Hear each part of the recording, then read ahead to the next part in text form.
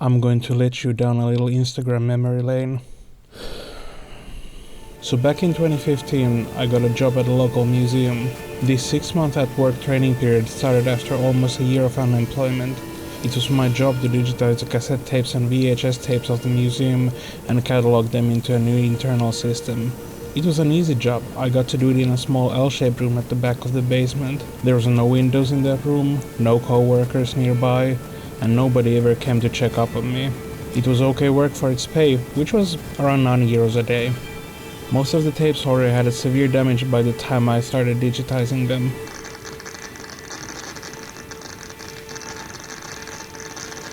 To the museum, they would pretty much be unusable, but I was mesmerized by them. Alone in a dingy basement room, I watched the birth of art movies without directors for 6 hours a day.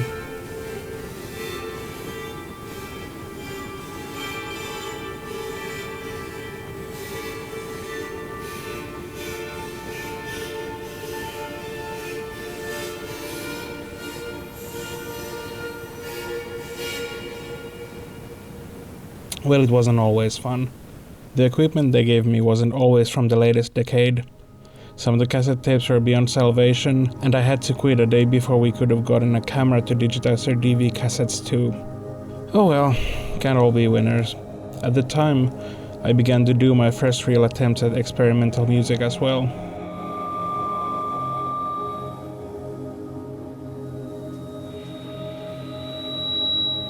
I began to smuggle sound files from especially damaged tapes back home to incorporate them into my compositions. I fell in love with tape noise, and I discovered my most personal form of art in the natural rot of those archival materials.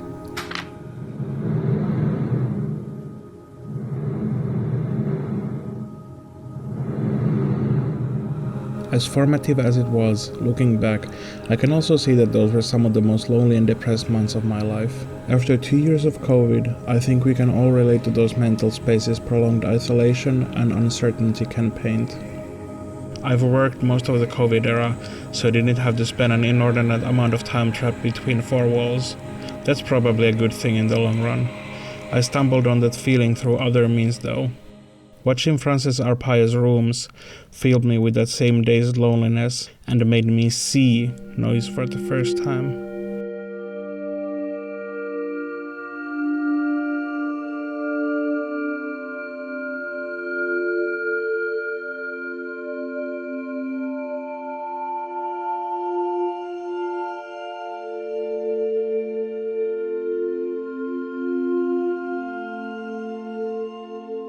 There's sort of a byline to a lot of my work, and that's I really enjoy like the tactile element of film.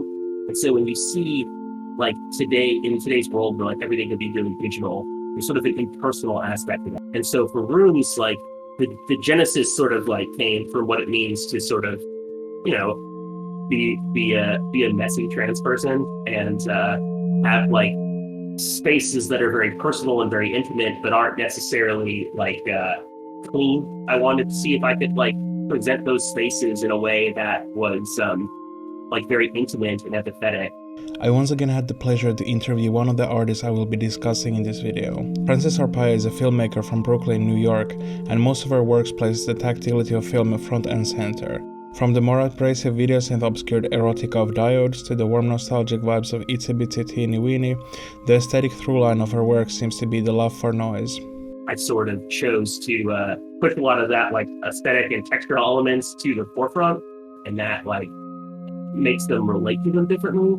But there's also this sort of like conceptual quality to film where people are so used to seeing a digital image that when you can like see the process artifacts and you are aware of the medium in which you are engaging, it changes people's like fundamental relationship to that image.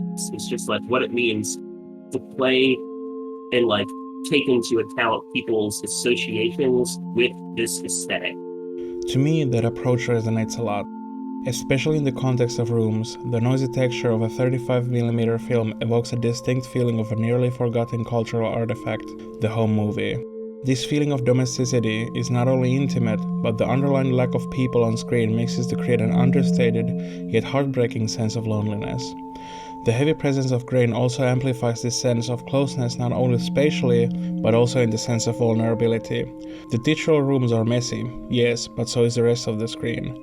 Everything is mired in this feeling of whispered confession. The film's low fidelity works as a signifier of non-commercial production, telling us that this is not manufactured by some corporation or institution to mimic human emotion. This is a message from another human, and that's why it's so touching.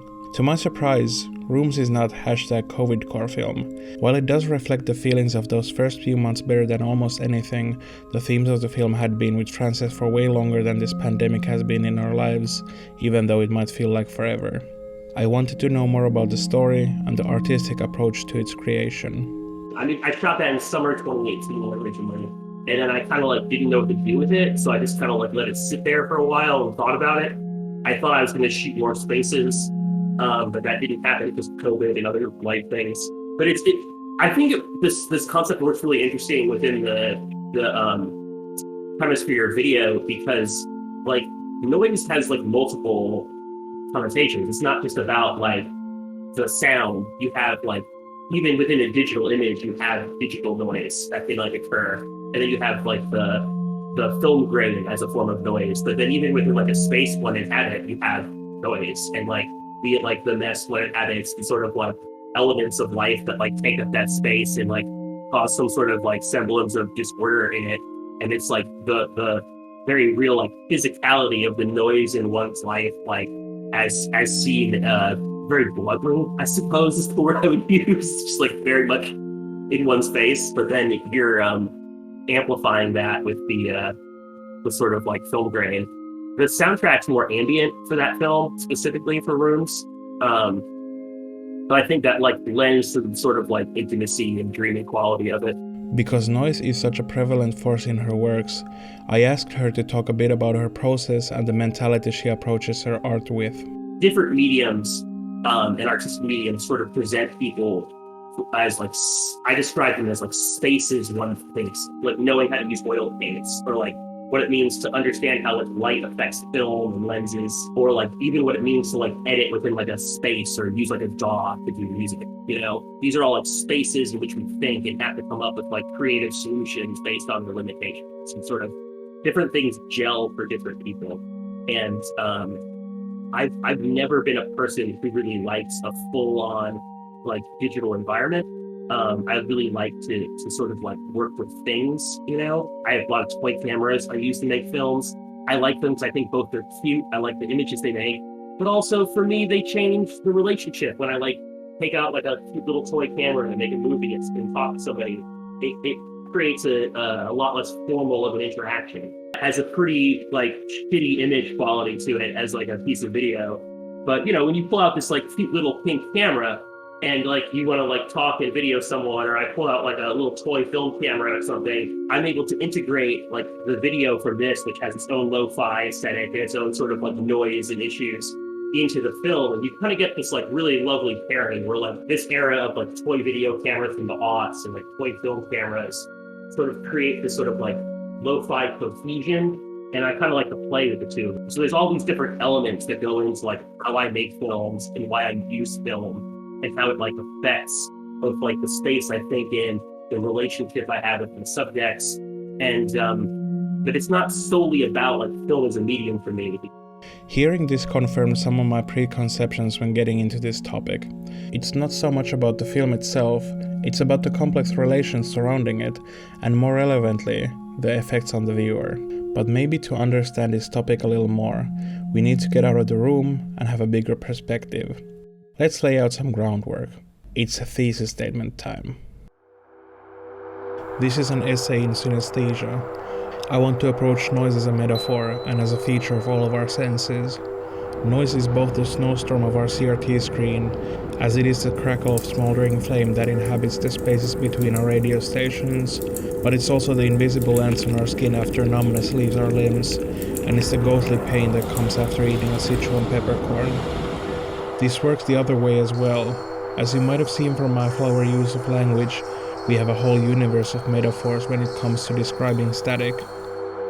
There's also the interesting interpretational space in between when it comes to static. It means stillness, but when you look at it, it's very much the exact opposite. Whenever I start to write these essays, I often feel this overwhelming tide of ideas, possibilities, and roads that simultaneously look like dead ends and infinite rabbit holes, which I can't prioritize, and the only thing I can relate to this feeling is...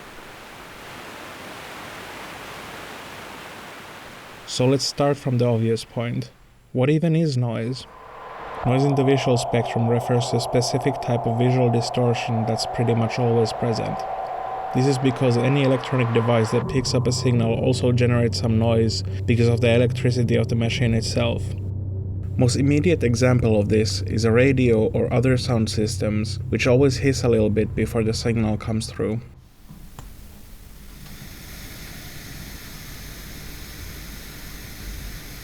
The device also picks up other sources of noise from the different electrical appliances around the house or even outside, like cars, streetlights, or other people using their phones, copying machines, what have you.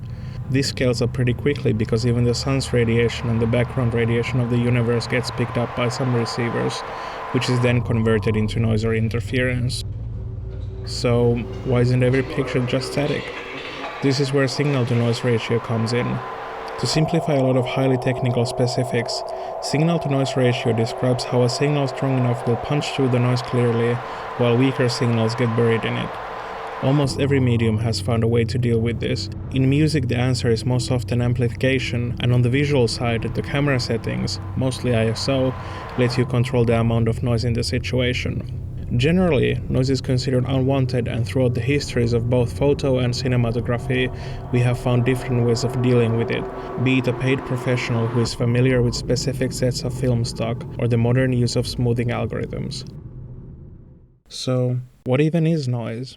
It's gritty and makes a picture feel harshly confrontational, displaying a lack of skill when it comes to professionalism. Noise is to be dealt with, eradicated, and this can mean big bucks on the market. For the longest time, it was the way to differentiate the wheat from the chaff. How do you spot an indie production when you're watching a movie? Well, I think you can see it now. When you put it up against a real movie, it's not even a competition. A movie without noise is beautiful. A movie without noise is professional. A movie without noise is expensive.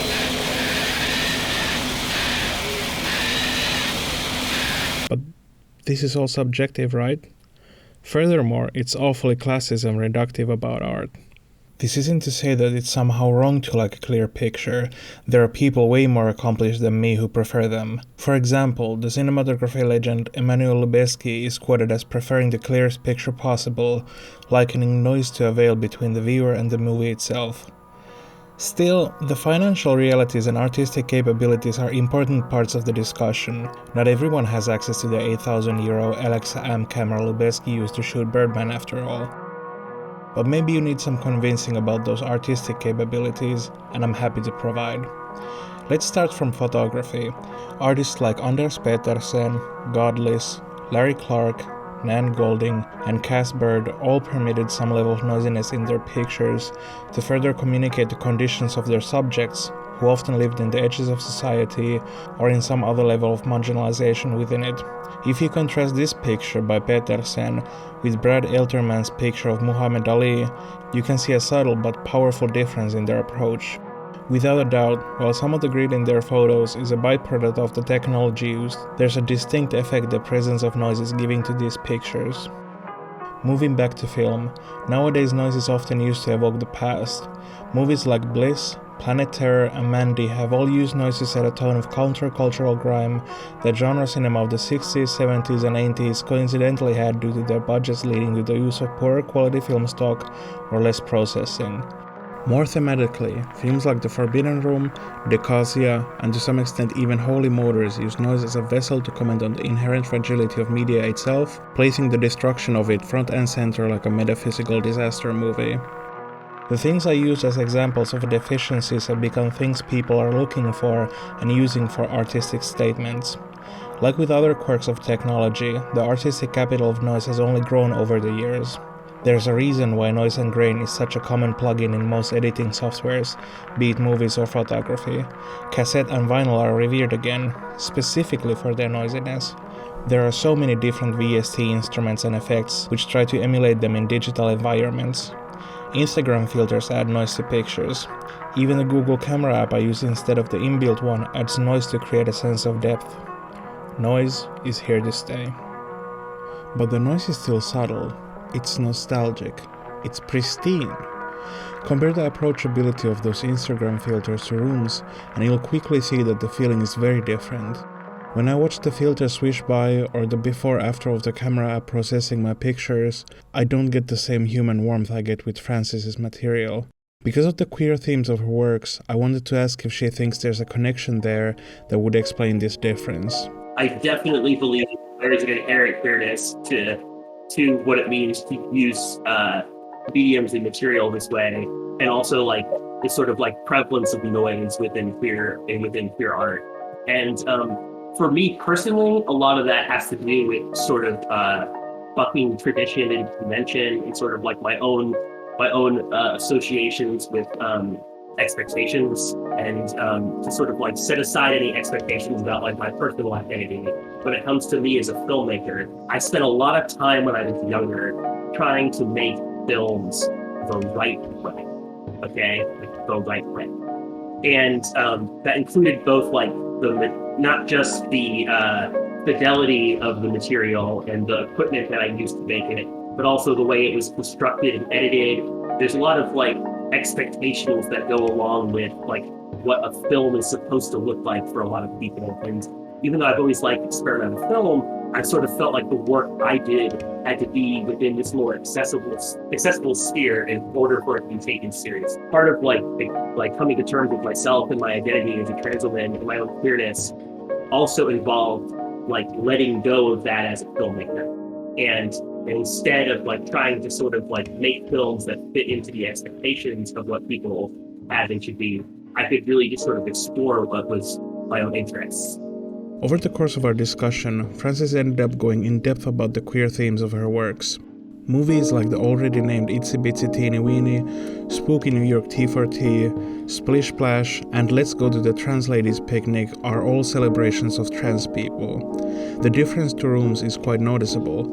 Where Rooms is dazed, lonely, and introverted, the joy and vitality of the other movies comes through extremely powerfully. This is where the point I made about noise being a signifier of non-commercial production comes to play once again. The grain, in combination with the casually sexual content, tells us that this is not another soulless manifestation of rainbow capitalism. They're made by a person within the community, and they're an invitation to live life to the fullest, even through adversity. In a weird way, the noise also works to give these films a contradictory feeling of being both dreamy, but also documentarian. This combined feeling is like forming memories of the best moments of your life while they're still happening, which is also a source of that empowering feeling those movies carry so confidently. Here's what Frances had to say about them. What you're seeing is like trans women at a beach having a good time, and there's the idea that we're in public, and the beach, which is a scary space, essentially, to have to like be in public and like show off one's body, but like it could be a fun, empowering space. And I've had like great experiences at the gay beach here in New York, in Reese Beach, with my friends, and it's been like a really like empowering community space. And so the question becomes like, how do you like convey that? And I had like a couple rolls of film on me, so I shot like 2 rolls of film, and then I was able to kind of cut it into sort of like a minute long, almost like a commercial, I'd say. Except that I'm trying to sell is come to the beach and be gay and have a good time. Yeah.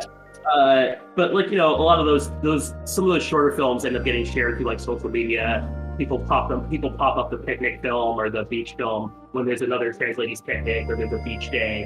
Then people get excited. They want to come down to the beach and have a gay time and have fun. And that's sort of like expression of community in a way that sort of like gets people excited and social, and maybe helps people like be less afraid to like go to the pool or like go to the beach or like be out and, you know, be visibly trans is like really important. And I think like the nostalgic vibes definitely do a part of that, like getting people to sort of like gravitate to that. And I think it's, you know, they I definitely, based on what people say about my films on Letterboxd, people appreciate that. You know, it does make them feel a way that is good about themselves, and I'm glad it's the case. Still editing this now, I can't get over this part without crying. That's the human warmth I was after. Just makes the heart sing, you know?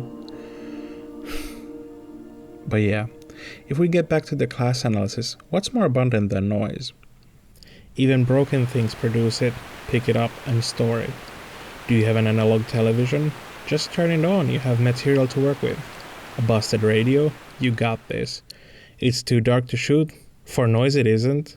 It's so present it's almost begging to be a start of something, to be used and molded, to be a vessel for our expression. It's the most available material and it's always practically free. It only asks of you, go wild.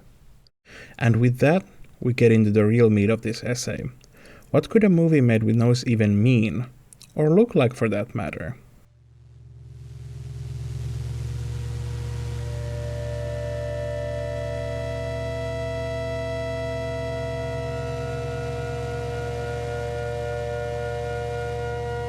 Numa is a film by Nathaniel Dorsky, and it was made from outdated film stock that was processed without being exposed at any point.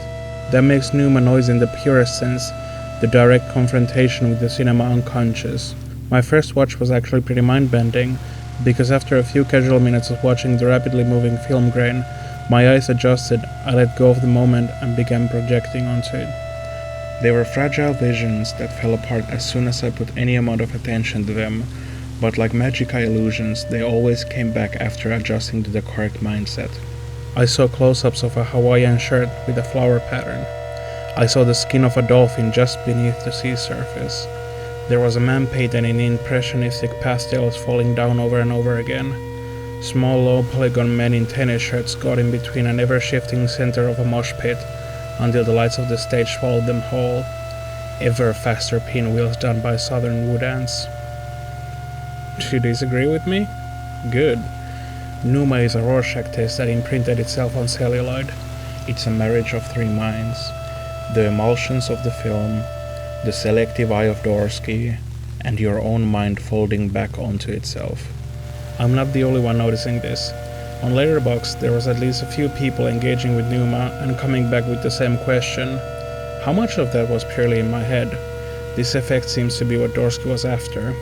In Stoic philosophy, pneuma is the soul or fiery wind permeating the body, and at death survives the body but as impersonal energy. Each pattern of grain takes on its own emotional life, an evocation of different aspects of our own being. A world is revealed that is alive with the organic deterioration of film itself, the essence of cinema in its before image, preconceptual purity. In this way, Dorsky is echoing the Russian supremacist painter Kazimir Malevich and his dream of freeing art from the social preconceptions and entering into a state of purity. Painters have been quite well known for their monochromes and blank paintings, to the point where several different movements have started from similar creative aspirations of presenting something minimal to get the most out of the viewer. In movies, the structuralists were interested not only in the dramatic potential of cinema, but also what separates it from other forms of art. They bore down to shooting and editing, but when you continue digging, all the way down to the barest essentials, you get this. And with it, you get everything the mind can handle, and you get transcendence. But like the soul of cinema, we have to leave this body eventually and move on.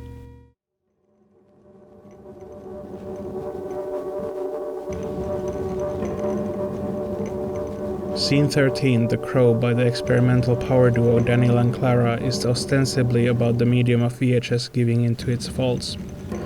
It uses the in-betweens of VHS tape as its main material, only showing something recognizable in short flashes. The first few minutes of the movie focus squarely on the material in its raw form, accustoming us to view it as more than something is wrong, the tape is eating itself. And it's beautiful. The whole spectrum of artifacts is present, from the fuzzy fixed pattern noise to the subtle colors of chroma noise to the fabric-like feel of bending noise. The image is in constant motion.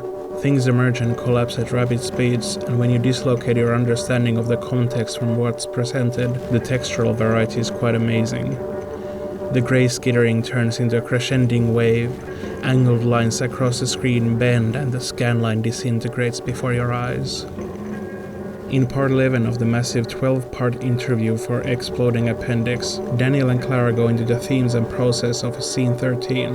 The first part of the title is a reference to the 13th tarot card of the Tarot de Marseille's deck, which depicts a skeleton reaping both the heads of royals and weeds with the same uncaring facial expression. Often this particular card is seen as a symbol of death, but the artist emphasized that its other interpretations mark it as an invitation to renewal, liberation, and most pertinently to the movie itself, the stripping down to bare essentials. The second part is invoking the alchemical process of blackening, which entails having to confront your own limits and trying to break down the harmful lessons you might have learned while living.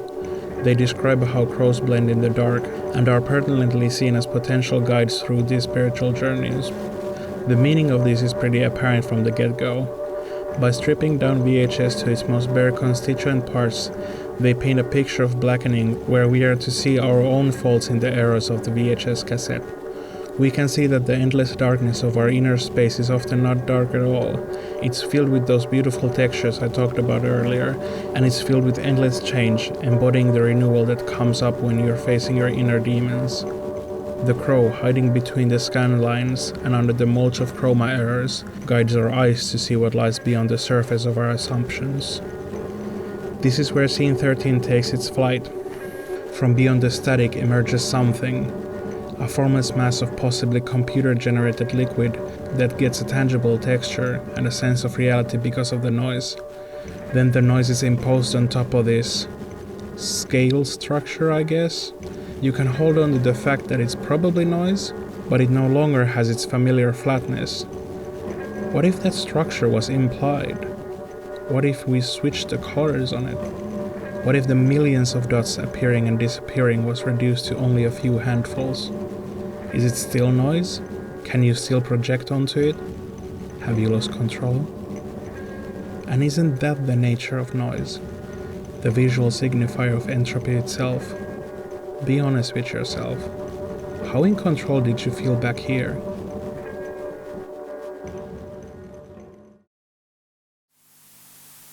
Of course, noise is not just degradation.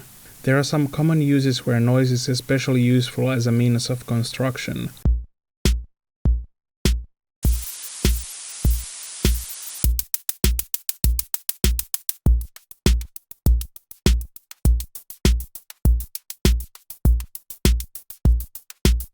Noise is a great way to generate random numbers for cryptographical purposes, because most of the original signal only exists in that specific point in time.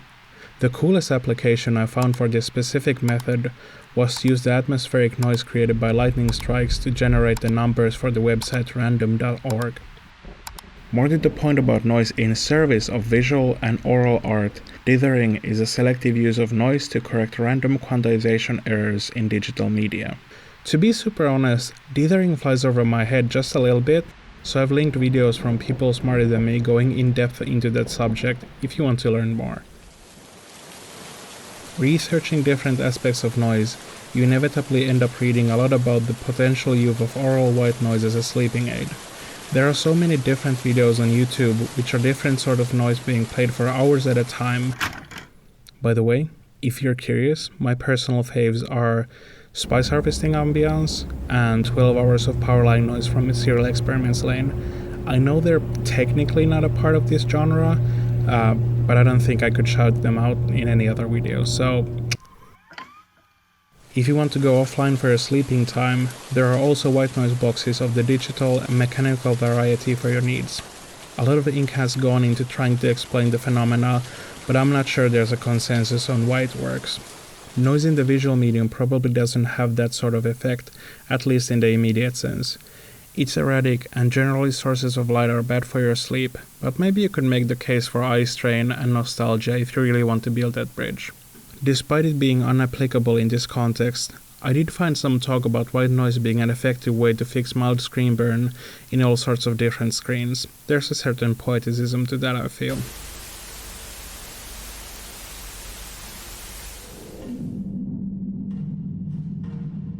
Lin Shijia is a multimedia artist living in Taipei. His works often come in forms of video installations or experimental short movies, most of them exploring the connection between personal memory, history, and how that can be evoked by the combination of found footage and sound. His movie, Noise, Outer Space, Moonlight, Waves, is a trip. Its description reads, "The camera zooms in to its ultimate, to the sky, and catches what we can't see with our naked eye. Noise, space, moonlight, and waves." In a way, that is exactly what we're seeing. Zoomed out to its extreme towards the night sky, the camera doesn't really seem to be able to grab onto a signal strong enough to break through the signal-to-noise barrier. But that's where the poetry of it all starts. As we discussed in an earlier part of this video, some noise in receivers is generated from celestial bodies and the background radiation of the universe, so it's not that big of a stretch to make that connection. Even if we're not picking up a signal per se, the absence is letting us see the universe itself in a way we can't see with our naked eye. This is only helped by the fact that the night sky itself looks like noise. But that is not the full truth. There is a thing picked up by the camera. There's a light that slowly swipes across the picture that stays in the edges of the frames until the very end. Here I would like to admit that I might be reading too far into it, but this makes me feel like an invitation to explore further. The clue to what this represents is in the name. This light could be the coldness of moonlight catching onto the frame of the picture, but I believe otherwise. The last part of the name, waves, is straightforwardly in reference to the waves that gently wash up to a beach on the background. It must be noted that this is another layer of noise in the video, but more than that, it leads me to believe that maybe we're not seeing the cosmos itself. Maybe the camera is pointed at an exact opposite direction, and what we are seeing is the sense of the beach that those waves are washing up on. Not only would this make the appearance of the light make more sense, it would also deepen the poetic nature of noise, outer space, moonlight, waves. If I am right and what we're seeing is actually the beach covered in darkness, there is an odd universal symmetry that is inherent to the nature of noise. It's not a refutation to what I said earlier. The noise within the camera is still the cosmic appearing through the limitations of the camera. This is expanding on that idea. It's asking us to contend with the idea that in certain conditions, the scents of the beach are visually similar to noise, which is itself similar to the night sky. This sort of sameness is pretty typical, one could even say archetypical, to a psychedelic experience. There's a certain sense of connection with the cosmos itself through the making of these connections, as if to say, in a way stripped of specifics, in a way that's more fundamental than intentional, we begin to match more than differentiate. I find Noise, Outer Space, Moonlight, Waves to be a calming film to a degree where I find the time to repeatedly watch it in the name of research. It also needs to be remarked that the sound of the film is also very much the stuff of those Sleeping 8 videos I discussed in the previous part. The simplicity of the film also lends itself to a slightly amorphous time feel, which furthers the feeling of relaxation. Even at this length, you can just let it wash over you, which probably wouldn't be possible with a more representational film, like say, a landscape film. But what if we made that symmetry a source of stress?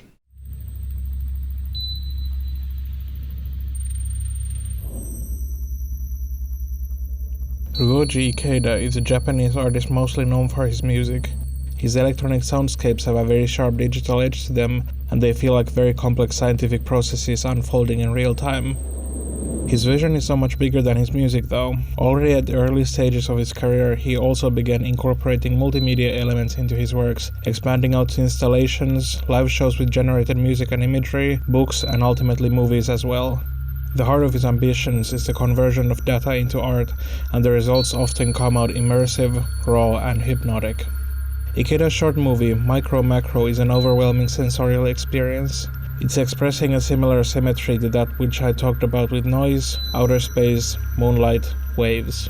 Micro Macro, as its name suggests, is about the way things on massive and minimal scales begin to resemble each other when the context around them gets blurry. Consider a shot like this. When it first appears on your screen, it's wide open for interpretation, but soon enough we will start to form a definitive reading. I asked around my friend groups, and the two most common things people saw were either a tornado or a galaxy. Then you get to this, and based on your reading, this will most likely confirm it.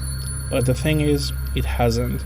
Excluding the possibility that you're an expert on the subject, it's equally likely that the thing you saw could be a representation of the background radiation of the universe or a simple weather forecast map.